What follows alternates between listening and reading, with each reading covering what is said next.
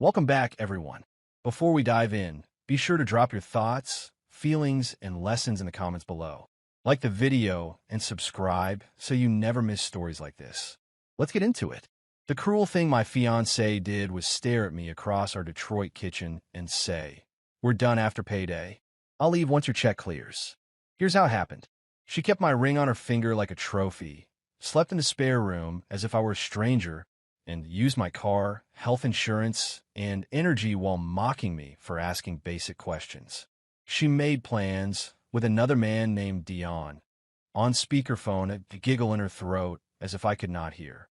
I worked doubles, cooked dinner, and watched my own life shrink to the size of a paycheck that apparently, in her mind, existed to send her off in style. I am Malik, 32, systems tech at a hospital network downtown, steady, but not flashy, the kind of person who irons his shirts on Sunday nights. Nia and I met at a summer jazz festival on the Riverwalk. She laughed in my shoulder when the breeze kicked up and stayed long enough for me to learn her rhythm. We built an apartment together in Midtown with plant shelves, framed record sleeves, and a calendar with our wedding date circled in red. If you had asked me 2 months ago, I would have told you the safest place in my life was her voice.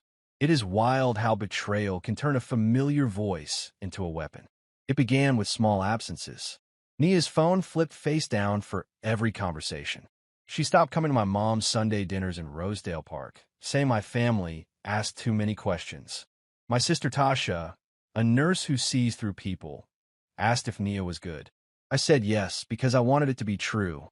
The joint account started to bleed, 20 here, 50 there, bridesmaid dresses, hotel hold, vendor tasting. I did not pry.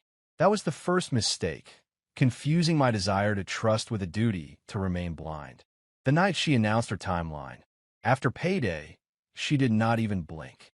She ate shrimp lo mein with quick, neat bites, talking between them about new possibilities. When I asked why she wanted to wait for my paycheck, her eyes went cold. "Because I deserve to leave comfortably," she said. "We'll be done after your deposit hits. Do not make this messy, Malik." She stood, gathered her dishes, and was gone down the hall. The timer on the stove read 8:09 p.m. I stared at the metal shine like it was a countdown to losing my own name. The next morning, she borrowed my Camry for a dentist appointment.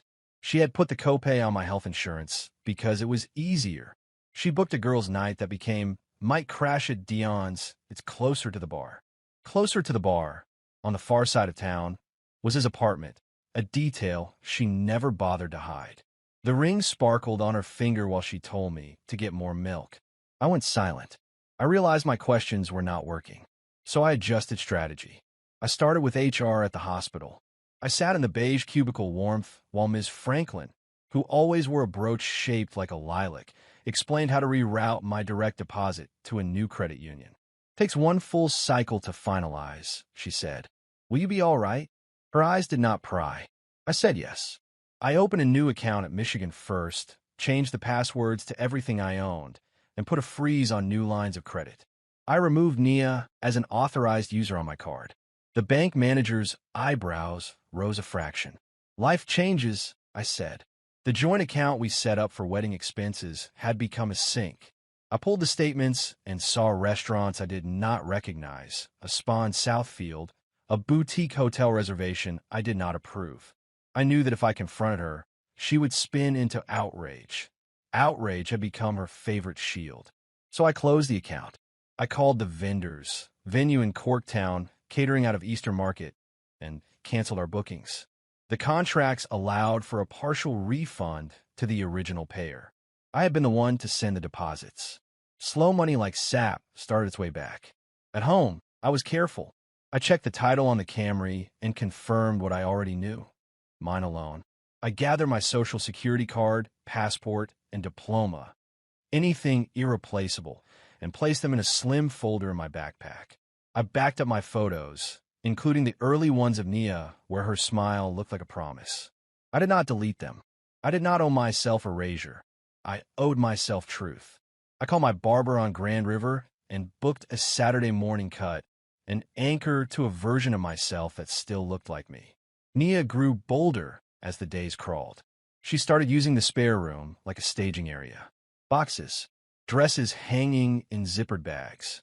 The ring flickered when she gestured. She kept her texts on speaker sometimes, maybe for the thrill of it. Yeah, Dion, after payday I'm free. He'll be fine. Laughter. She called me soft when I asked her not to talk about my money as a runway. Be a man, she said, rolling her eyes. It's just a few days. That was a needle slipped under the skin, slow and mean. I told no one at first. When you are drowning, it is strange how quiet you get. I cooked the dinners. I changed the air filter. I showed up to work on time, fixed clinicians' login issues, and taught a resident how to reset his MFA. I could not sleep. My appetite reduced to coffee and the first bites of whatever I made. I began to count in my head, not sheep, but responsibilities. Rent due the 1st. Car insurance on the 10th. Credit card on the 13th. Paydays every other Friday. I named the Friday, she named, and inside myself, I set timer. On the second night, the timer took physical form. I opened my phone, scrolled to the clock app, and created an alarm called after payday. I set it for 12:01 a.m. When it saved, a small bubble of relief rose and popped in my chest. That was the first time since her announcement that I felt even a corner of control. I laid in the dark living room, the hum of the refrigerator like a tired engine, and told myself, you do not need her apology. You need your exit. Tasha noticed my voice sound thinner over the phone. You okay, baby brother? She asked. She ran on intuition. I said, I'm working through something. I'll tell you soon. She did not press. Eat real food, she said, and move your body. Run the island if you need to. She meant Belle Isle. The next morning, I drove to the park before dawn, laced my shoes, and ran the loop. The city rose behind the trees, the water held the sky, and the air stung my throat. Every footfall said the same word, forward. The night before payday, Nia dressed like a vacation brochure. White blouse, tan slacks, gold hoop earrings. Brunch with the girls, she said, which I knew meant Dion. She asked for the Camry. I handed her the keys, watched her leave, and did not shake. I had already moved the spare key. I had already scheduled the line on our phone plan, the one I paid for, to be removed at noon on Friday. I had already signed the lease for a small one-bedroom on Willis Street, a place that smelled faintly of wood cleaner and possibility. Payday arrived on a quiet Detroit Friday. Sky wash pale, neighborhood dogs stirring. At 12:01 a.m., my alarm chimed. I sat up. The apartment felt like a museum of a future that would not be. I disabled Nia's authorized user card. It would read decline by breakfast. I sent a calm email to the wedding vendors confirming cancellations. I checked the credit union portal and watched the deposit line settle into the new account. It was not celebration. It was a reprieve. I inhaled. I exhaled.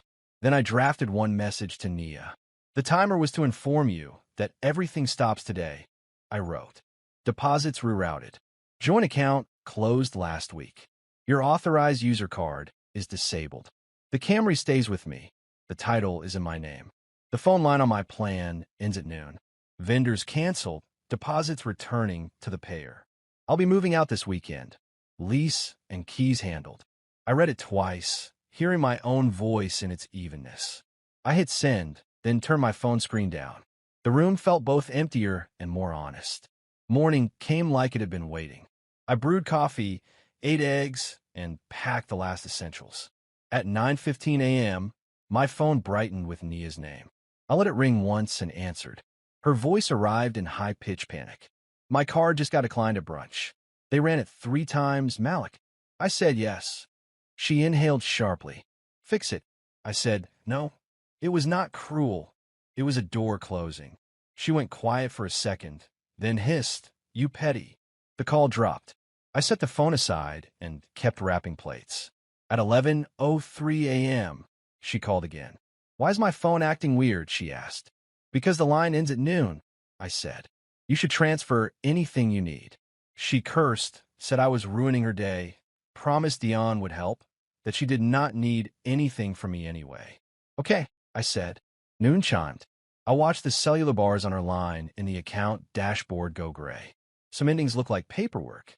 Some looked like 3 dots disappearing from a text window. I moved into the one-bedroom on Willis by late afternoon. I carried a couch with a friend from work named Jamal. Quiet man, steady back, a knowing glance. He did not ask for details, and I did not volunteer them. The apartment faced a brick courtyard. The kitchen had a window over the sink. I stacked my dishes, hung my 2 suits in the closet, placed my passport and documents in the top drawer. I set the timer again for nothing in particular and then deleted it. I did not need alarms anymore. My life had volume again. Evening drifted to night. I walked to a small diner for a plate of salmon croquettes and grits, ate slowly while the television whispered sports in the corner. I thought about the wedding dates circled in red, about my mother's face when I told her about how love can warp when pride starts driving. I thought about the version of Nia I met, the woman who loved low saxophones in crowded thrift stores, and the version who needed to humiliate me to feel free. Sometimes the road between them is not a road, it is a cliff. The next day, my mom asked if I would still come to Sunday dinner. I said yes. I arrived with flowers and a pie from a bakery in West Village. Tasha watched me, set the pie down, and tilted her head. "So," she said softly. I told them everything. The speakerphone laughter, the timeline, the steps I took. My mother's mouth flattened. "You protected yourself," she said. "That is not petty. That is wise." Tasha nodded. "You're allowed to be devastated and still be in one piece." I exhaled a weight I did not realize I still carried. Nia texted me from a new number that afternoon, demanding the car, accusing me of playing poor while hiding money. I did not respond. She sent a photo of a suitcase and the front door, like a staged exit. She tried to invoke pity and anger in alternating doses, as if either would refill the card or reignite the phone line or unlock a door in me. Doors can be sturdy when they need to be. I set her contact to silent and went for a run, my breath misting in the cool air, the city shouldering me forward. Monday at work, I scheduled a meeting with a therapist through our employee assistance program. A black man in his late 40s named Dr. Keller sat across from me in a room with a ficus and a box of tissues. He did not blink when I said the words. She said, "We're done after payday." He asked what I felt in my body when I heard those words. I said hollow, hot, then cold. He nodded and said, "Let's give the feelings a place to go that is not your stomach." We talked about panic like weather, real but moving. I had been chipping away at an AWS certification course in the evenings. In the old apartment, I would study at the table while Nia watched shows with the volume too high. In the one bedroom, quiet held me like a blanket. I made flashcards. I spun up practice VPCs on a lab account. I underlined terms until my hand ached. I am, CloudTrail, has 3 lifecycle policies. It felt good to build something no one could take. I booked the exam for a Saturday morning in Southfield, set 2 alarms, and slept like I had run 20 miles. Nia's presence did not evaporate from my life. It echoed. She tried charm. She tried threats. "You embarrass me," she wrote. I almost could not pay my half of rent. Almost. A line of text that turned her goals into a mirror she hated. I had arranged my exit to be clean. I paid my half of the final month, returned my keys, and kept receipts for everything. I did not fight over furniture. I did not push to retrieve the ring. She had become her own consequence. I did not need to play judge. The certification exam room was cold, the kind of cold that keeps your mind alert. I sat with a handful of other candidates, palms damp, and opened the first question. Familiar words. Familiar architecture. I built the answer from the inside out, like a house I'd already lived in. When it was over, the screen flickered. Pass.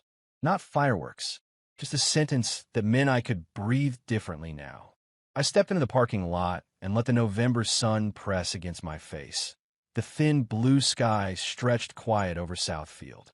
That Tuesday, my manager called me into his office. "You've been solemn, Alec," he said. "We're building out more cloud integrations with the EMR vendor. You want to lead?" The word yes landed before my doubt could protest. He smiled. "Stipend bump. Title change. You earned this." I thought of the timer, of the midnight message, of Nia's voice asking me to make her exit comfortable. Some gifts are twisted around you until someone else's joy becomes your leash. I walked out of that office with something simple, my own name back. Karma does not move like lightning most days. It moves like plumbing, silent, inevitable, specific. On a Thursday, Nia texted, "Dion is not answering." On a Friday, "You ruined everything. You should be ashamed." On a Saturday, "We could have talked." I remembered her eyes when she said we would be done after payday. There had been no room for talk then. Only terms. She kept doubling down. She did not apologize. She did not sag with remorse. She simply flung words like stones at a house she no longer lived in, hoping the echo would feel like shelter. I saw her once at a grocery store off Woodward. She looked smaller around the mouth somehow, a tightness where swagger used to sit. She glanced at me, then away. In her cart, 2 frozen dinners, a plant that looked thirsty, a bottle of wine I recognized from our old nights. She did not walk over. I did not either. We were 2 people who had built a bridge and then burned it from opposite ends. The embers were still warm, but we had chosen our shores. I nodded once. She stared past me like I was a window. The wedding date arrived. No tuxedo, no venue flowers. My mother called and asked if I wanted to do anything. I said, "Let's go to Easter Market. I want to buy tomatoes and stand in the crowd." We wandered stalls, the hum of Saturday spilling around us. Tasha linked her arm in mine, a small act of forgiveness for the silence I kept before I could speak. We ate pierogi from a food truck and laughed about a child splashing in a puddle. Happiness is not loud. I learned. It is specific and very much your own. Months passed. My apartment grew into me. A stack of tech books by the couch, a half-finished puzzle on the table, basil in a window box. I went to therapy every other week. I learned how to name the way dread collects in the chest and how to walk it to the door. I learned that allowing myself to be used is not the same as being loving. I learned how to cook red beans that tasted better on day 2. I bought a new pair of running shoes and chased the early light along Belle Isle's edges. One afternoon, I found an old photo of Nia pressed between 2 records, her laughing, hair caught in mid-motion. I sat on the table, looked at it, and did not hate the person in it. Love is not an error. It is a data point. I was not a fool to love. I would have been a fool to stay once love left the room. I slid the photo back where I found it, not as a shrine, not as a curse, just as a fact. Then I put on the record, let horns climb the wall, and watched the sun change the room. Nia sent one final message. "I still think you were small about it." I typed, "You told me we were done after payday." I stared at the conversation and saw the dividing line. In her story, I was withholding. In mine, I was surviving.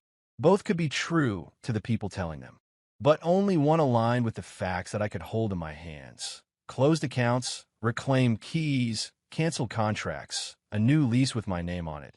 My breath moving through my body without permission from anyone else. The promotion turned into a project with teeth. I drew diagrams on whiteboards. I wrote documentation that did not assume anyone else's patience. I trained 2 junior analysts and watched them light up when a configuration clicked. Work did not erase anything. It built something beside the pain, a road running parallel, close enough to step onto when I needed to travel without the weight. The raise did not change who I was. The respect did. I slept like a person again. I never posted about Nia. I never told the funny version of what happened at anyone's expense. I did not weaponize my healing into content. On my mother's porch one night, cicadas buzzing like power lines, Tasha asked, "Do you ever want her to say sorry?" I considered it. Want? Maybe, I said. Need? No. She blew out a breath. That's the difference right there. We watched a neighbor's wind chime flicker. It sounded like glass finding itself after years of being sand. Occasionally, I hear about Nia through someone's cousin or a half-remembered Instagram story. She moved into a smaller place. She started and stopped a job. Dion became a ghost, blocked her after a fight near the bar, according to a friend of a friend. None of it makes me smile. None of it makes me cry. It just confirms what I had begun to understand. Humiliation is a currency that spins fast and leaves you broke. I hope she finds something gentler than the mirror of her own choices. On a rainy morning, I passed the old apartment building and saw our window, blinds tilted, a plant where ours used to sit. I felt a tug, not for her, but for the man I had been when I walked those stairs 2 at a time with takeout and a ring in my pocket. I wanted to tell him it would hurt, that he would think he was disappearing, that the night would be a long hallway. I also wanted to tell him his breath would be there the whole time, loyal, waiting for his permission to matter again. I kept the Camry clean, not like a prize, but like a promise. I drove to Belle Isle before dawn some Saturdays and watched the city lights shift from gray to amber. I drank coffee on the hood and wrote lists. Groceries, tasks, hopes small enough to touch. Replace shower curtain hooks. Call Uncle Ray. Read 3 chapters. Learn how to grill salmon properly. The lists were ordinary. They were the opposite of the timer. They were not a countdown to loss. They were a ladder back to myself. Every now and then, I set an alarm just to prove I was the one who decided what it meant. I named one, stretch your shoulders. I named another, water the basil. The sound was the same as the midnight chime months ago, but the feeling had been rewired. It rang and asked nothing ugly of me. It rang and reminded me that time is not a leash, it is a field. I can cross it. I can rest in it. I can plant and see what grows. People sometimes talk about closure like a door slamming. Mine was quieter, a folded receipt showing a refunded deposit, a new badge at work with a different title, a therapist's note reminding me to leave the past in the past, and also to respect the parts that still knock. In that quiet, I realized something obvious. Love testifies through care, not control. Anyone who needs to shrink you, to feel expansive, will need you to be small forever. I like breathing too much to participate. Detroit held me like a stern ant. Honest, no nonsense, tender beneath it. The Riverwalk still glitters at dusk. Easter Market still wakes up loud and joyful. Belle Isle still catches the light like it knows secrets. My life did not become a movie. It became a life. I pay my bills. I call my mother. I cut my hair every other Saturday. I learn new tools. I make a perfect pot of beans 1 out of every 3 attempts. The success I wanted, the quiet kind, arrived, not elegant but certain. If there's a moral, it is simple. Nia wanted a runway to leave me warm and well-funded while she ran toward someone who cheered her cruelty. I built a boundary instead, one that allowed me to walk forward without dragging the wreckage. She never apologized. She still might never. Karma did not strike like thunder. It operated like math. Actions balanced themselves. Meanwhile, I went to therapy, passed an exam, took a promotion, and learned to want things for myself that did not require anyone else to be smaller. Some nights, I still dream about the timer, the digital numbers, the tones slicing the air. In the dream, the alarm goes off, and I do not reach for the phone. I open the window. The city noise washes in. The rumble of a bus, a distant horn, a laugh. I stand there a long time, the breeze on my face, and it is not drama, and it is not triumph. It is air. It is mine. It is enough.